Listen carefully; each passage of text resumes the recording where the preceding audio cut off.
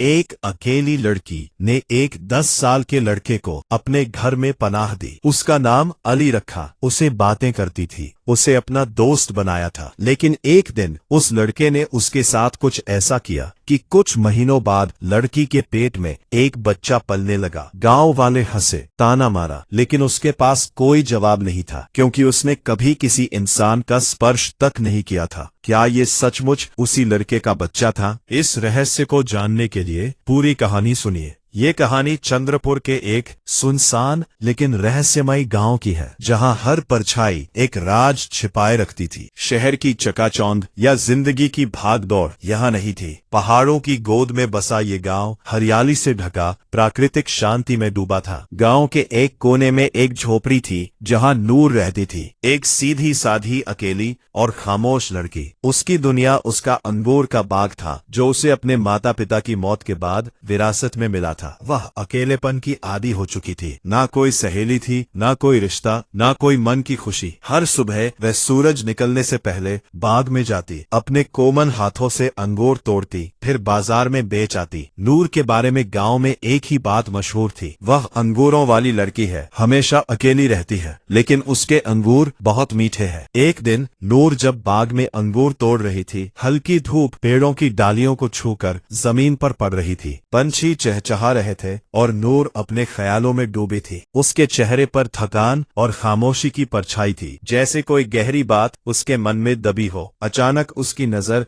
एक 10 साल के लड़के पर पड़ी। वह आम लड़कों जैसा नहीं था, ना शैतान, ना शोर शराबा करने वाला। खामोशी से बैठा नूर को देख रहा था। उसकी आंखों में अजीब मासूमियत थी। नूर चौंक उठी, पहले डर गई, फिर पूछा, तुम्हारा नाम क्या है और यहाँ क्या कर रहे हो? लेकिन उसने कोई जवाब नहीं दिया। नूर ने जल्दी से एक सूखी लकड़ी उठाई और जोर से बोली, चले जाओ, मेरा बाग खराब मत करो। लेकिन लड़का वही बैठा रहा। उसकी आंखों में डर नहीं था, बल्कि एक उदासी छुपी थी। नूर उसे देखकर थोड़ी नरम पड़ गई। पास जाने के साथ ही उसकी हिम्मत कम होने लगी। लड़का कोई हरकत नहीं कर रहा था, बस आंखें झुका ली। कुछ देर खामोश रहने के बाद नूर धीरे से बोली, ठीक है, लेकिन नुकसान मत करना। उस दिन लड़का भागा नहीं, वो जगह से उठकर एक कोने में बैठ गया और नूर अपनी टोकरी भरने लगी। अगले दिन जब वो बाग में लौटी तो वो लड़का उसी जगह बैठा था। इस बार वो हैरान हुई, मगर डरी नहीं। तुम फिर आ गए? लड़के ने सिर हिलाया। नूर के होठों पर हल्की सी मुस्कान फैल गई। उसने हाथों में कुछ अंगूर लिए और धीरे से उसके पास रख दिए। लड़का खामोशी से अंगूर लेकर खाने लगा। दिन गुजरते गए। रोज नूर बाग में आती, काम करती और लड़का वहां रहता। वो शैतानी नहीं करता, बल्कि मदद करता। पेड़ से अंगूर तोड़कर नीचे गिराता। कभी कभी नूर के सामने हाथ फैलाकर बैठ जाता, जैसे कह रहा हो, आज का इनाम कहाँ है? नूर लड़के की आदी हो गई। वो उससे बातें करने लगी जैसे वो समझता हो। काश मेरी माँ होती, उसकी तरह तुम भी शांत स्वभाव के हो। लड़का सब सुनता, आंखों से जवाब देता, कभी सिर हिलाता, कभी आह भरता। नूर उसके साथ सुकून महसूस करने लगी। कुछ हफ्तों बाद एक दिन बारिश शुरू हो गई। नूर दौड़कर अपनी झोपड़ी की तरफ जा रही थी। अचानक पीछे मुड़कर देखा तो लड़का बाग में भीग रहा था। उसी पल उसका दिल टूट गया। वो दौड़कर वापस गई और बोली, मेरे साथ क्यों नहीं आए? लड़का गीली आंखों से उसकी तरफ देखा, जैसे उसके वजूद में कोई राज छिपा हो। नूर ने उसका हाथ पकड़ा और बोली, चलो मेरे साथ घर चलो, अकेले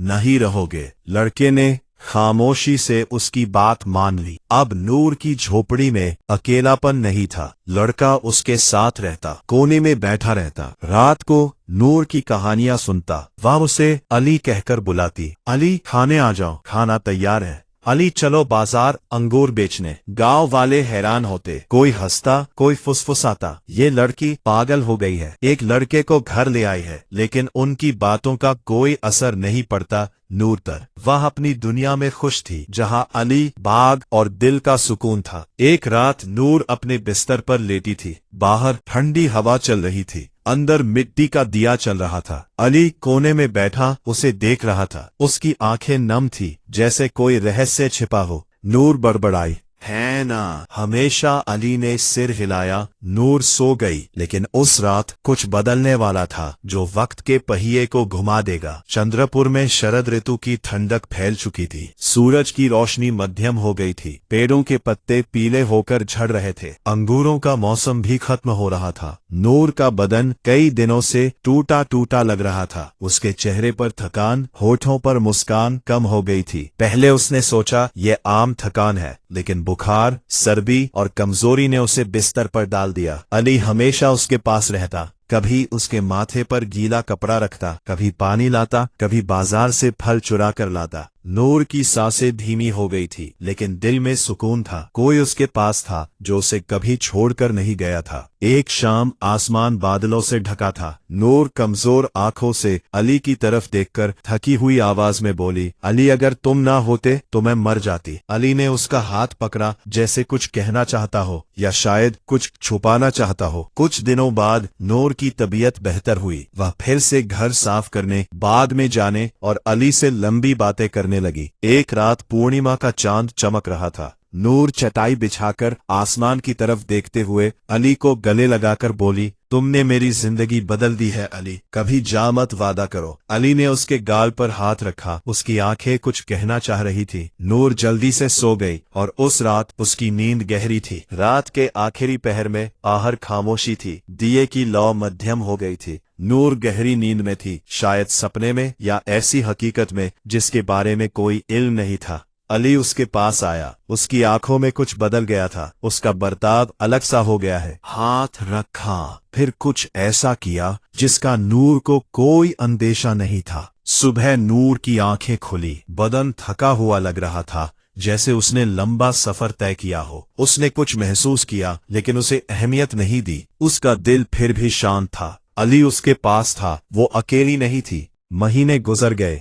वक्त खामोशी से चल रहा था। नूर के शरीर में अजीब बदलाव आने लगे। सुबह उल्टी, कमजोरी, सीने में बेचैनी। पहले उसने सोचा शायद फिर से बीमार हो गई, लेकिन एक दिन वो बेहोश हो गई। गांव के एक हकीम को बुलाया गया। उन्होंने नब्ज जांची और बोले, तुम मां बनने वाली हो। 4 महीने गुजर चुके हैं। नूर के कानों में जैसे बिजली गिरी। हकीम नरम आवाज में बोले, हाँ बेटी, तुम हामिल हो। हक्का बक्का नूर बोली, लेकिन मैं तो कभी किसी के पास नहीं गई, किसी को छुआ भी नहीं। हकीम खामोशी से देखकर बोले, कभी कभी किस्मत ऐसा कुछ लिख देती है जो अक्ल नहीं समझती। नूर घंटों आईने में खुद को देखती रही। उसके हाथ बार बार पेट पर जा रहे थे। आंखों में आंसू, दिल में जख्म और मन में बस एक ही सवाल, ये बच्चा किसका है। उसने सब पर शक किया। फिर नजर अली पर पड़ी। वो उसके सामने बैठा था, खामोश, मासूम आंखों से देख रहा था। लेकिन पहली बार नूर की आंखों में शक जागा। क्या तुम उसकी आंखों से आंसू झरे?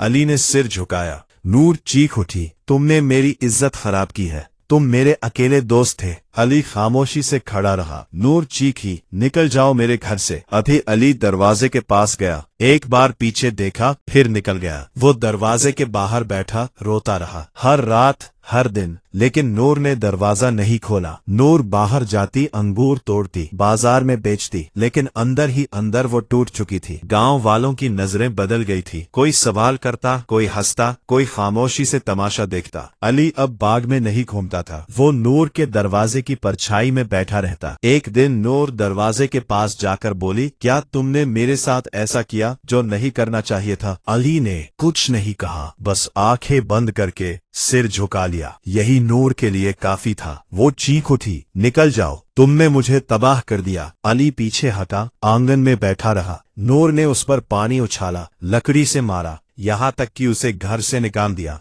लेकिन अगले दिन अली फिर वापस आ गया। हर दिन वो दरवाजे पर बैठता और नूर चीखती, लेकिन दरवाजा नहीं खोलती। गांव की पंचायत में इस बारे में बात हुई। मौलवी, नंबरदार और बूढ़े बोले, ये लड़की गांव की इज्जत खराब कर रही है। बिना शादी के बच्चा, इसे गांव से निकाल देना चाहिए। नूर को कहा गया, बच्चे के बाप का नाम नहीं बताओगी तो तुम्हें गांव से निकाल दिया जाएगा। नूर खामोश रही। कुछ औरतें उससे मिलने आती थीं, कोई दया की नजर से, कोई क्यूरियोसिटी से। एक ने कहा, अगर तुम किसी मर्द का नाम बता देती तो कम से कम बच्चा जायज होता। नूर की आंखों में आंसू थे। मैं झूठ नहीं बोल सकती, मैं बस इतना जानती हूँ, जो हुआ वो मेरी समझ से बाहर है। अली खामोश तकलीफ से गुजर रहा था। वो खाता नहीं था, नहीं सोता, बस झोपड़ी के सामने बैठा रहता। उसके बाल झड़ रहे थे, आंखें धंस गई थी। वो नूर की तरफ देखता, जैसे कहना चाहता हो, मुझे माफ कर दो। नूर की आंखों में भी दर्द था, लेकिन वो समझ नहीं पा रही थी कि क्या वो एक बच्चे से प्यार कर रही थी या यह धोखा था। वक्त चल रहा था, नूर की उम्मीदें कमजोर हो रही थी। उसने सोचा, काश मेरे माँ बाप जिंदा होते तो मैं यह सब बांट पाती। काश यह एक सपना होता, आंखें खुलती और सब खत्म हो जाता। लेकिन हकीकत यह थी, उसके बदन में एक नई जिंदगी पल रही थी और बाहरी दुनिया उसे जिल्लत कह रही थी। नूर एक नई दुनिया में दाखिल हो चुकी थी, जहाँ चारों तरफ बस सवाल थे, जवाब नहीं। हम थे,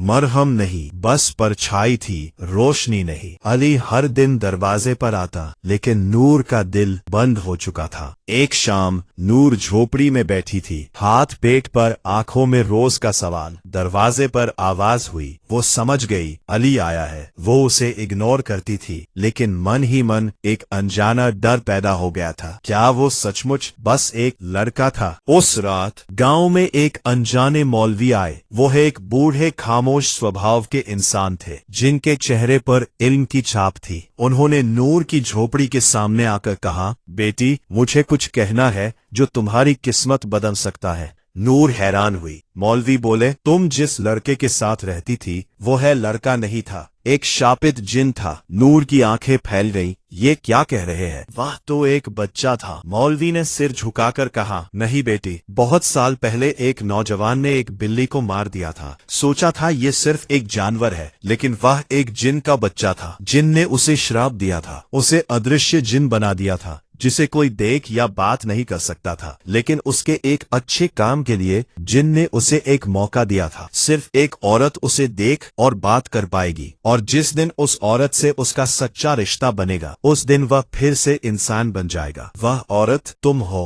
उसने जो अच्छा काम किया था वह ये था, बिल्ली को मारने के बाद उसने फौरन माफी मांगी थी और बिल्ली को मिट्टी दी थी। नूर के दिल में तूफान उठ गया। तो उस रात जो हुआ था वह श्राप तोड़ने का तरीका था। मौलवी ने हाँ में सिर हिलाया। वह अपराधी नहीं था, मजबूर था। शायद उसके दिल में मोहब्बत भी पैदा हो गई थी, इसलिए वह रोज वापस आता था। नूर ने दरवाजा खोला। जहाँ अली बैठता था वहाँ एक खूबसूरत नौजवान खड़ा था। सफेद कपड़े, सादा चेहरा, आंखों में विनम्रता। कांपती आवाज में उसने कहा, नूर, मैं वही हूँ जिसे तुम अली कहती थी। तुमने मुझे अपने घर और दिल में जगह दी थी। मैं इंसान हूँ। तुम्हारी सच्चाई और स्पर्श ने मुझे श्राप से आजाद किया है। मैं 10 साल का नहीं, मैं 25 साल का हूँ। मैंने एक बिल्ली को मारा था, जानता नहीं था कि वह जिन का बच्चा है। मैंने माफी मांगी थी, उसे मिट्टी दी थी, और इसीलिए जिन ने मुझे ये मौका दिया था। मैं कभी तुम्हें तकलीफ नहीं देना चाहता था। नूर स्तब्ध रह गई। तुमने मेरी जिंदगी तबाह की है, मेरी इज्जत मिट्टी में मिलाई है, और अब कह रहे हो प्यार करते हो। नौजवान जमीन पर घुटने टेक कर बोला,